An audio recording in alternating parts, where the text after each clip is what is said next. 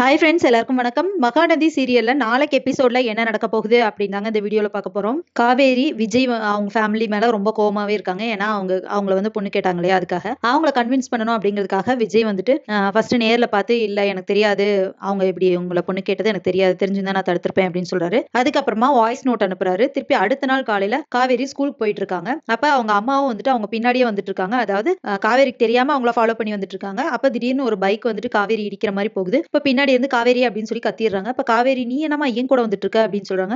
நான் உன் கூட வரலடி, உனக்கு பின்னாடி ரொம்ப தூரத்துல இருந்து வந்துட்டு இருக்கேன் அப்படிங்கிறாங்க. சரி எப்படியோ வரீங்களா, இங்க எதுக்கு வரீங்க அப்படின்னு சொல்லி கேட்கும்போது இல்ல இங்க ஒரு கடை இருக்கு, அந்த கடையில ரேட் கம்மியா இருக்காமா திங்ஸ் எல்லாம், அதனால அங்க வாங்கலாம்னு போயிட்டு இருக்கேன் அப்படின்னாங்க. என்னம்மா வளரிட்டு இருக்க அப்படின்னு சொல்றாங்க. இல்ல இல்ல உன் கூட வந்தா நீ வேணான்னு சொல்லுவ, அதான் உனக்கு பின்னாடி வந்தேன் அப்படின்னு சொல்லி சமாளிக்கிறாங்க. அதுக்கப்புறமா எப்படியாவது இவ கூடவே பின்னாடி வந்தோம் அப்படின்னா பேத்தி எப்படியாவது பாத்திரலாம், அம்முவை பாக்கலாம்னு நினைச்சு வந்தா இவன் என்னன்னா இப்படி மாட்டிக்கிட்டோமே இவகிட்டயே அப்படின்னு சொல்லிட்டு இவங்க வந்துட்டு இருக்கும் போதே விஜயும் அப்புறம் அவங்க குழந்தையும் கார்ல வராங்க. அப்போ நாங்களும் உங்களோட வரோம், நீங்க எங்களோட வாங்க ஃபர்ஸ்ட் கார்ல அப்படின்னு சொல்றாங்க. இல்ல நாங்க வரல அப்படின்னு சொல்லும்போது சரி நாங்க உங்களோட நடந்து வரோம் அப்படின்னு சொல்லிட்டு அம்முவும் காவேரியும் நடந்து போயிட்டு இருக்காங்க. விஜயும் அவங்க மாமியாரும் பேசிட்டே நடந்து வர்றாங்க. அப்போ விஜய் சொல்றாரு அவகிட்ட என்னென்னமோ பேசி கன்வின்ஸ் பண்ணிட்டு இருக்கேன் அத்தை அப்படின்னு சொல்றாங்க. ஆமா, ஆனா நீங்க அனுப்பின மெசேஜ் எல்லாம் ஒண்ணு விடாம அவ கேட்டுட்டு சிரிச்சுட்டு வேற இருந்தா அப்படின்னு சொல்றாங்க. இது எப்படி உங்களுக்கு தெரியும் அப்படின்னு சொல்லிட்டு விஜய் கேட்கிறாரு. நான் எல்லாமே ஒட்டு கேட்டேன் மாப்ள, அவ பேசினது சிரிச்சது நீங்க அனுப்பின மெசேஜ் எல்லாமே எனக்கு கேட்டுச்சு, வேற என்ன செய்யறது, உங்க ரெண்டு பேத்தையும் சேர்த்து வைக்கிறதுக்காக என்னென்னலாம் செய்ய வேண்டியிருக்கு அப்படிங்கிறாங்க. சரி விடுங்கத்த பாத்துக்கலாம் அப்படின்னு சொல்லிட்டு இப்படி பேசிட்டு போயிட்டே இருக்காங்க. இப்ப ஸ்கூல் பக்கத்துல வந்துருச்சு. சரி ஸ்கூல் வந்துருச்சு நான் கிளம்புறேன் அம்மா, நீ கிளம்புமா, நீ கடைக்கு போயிட்டு வீட்டுக்கு போமா அப்படின்னு சொல்லிட்டு போயிடுறாங்க.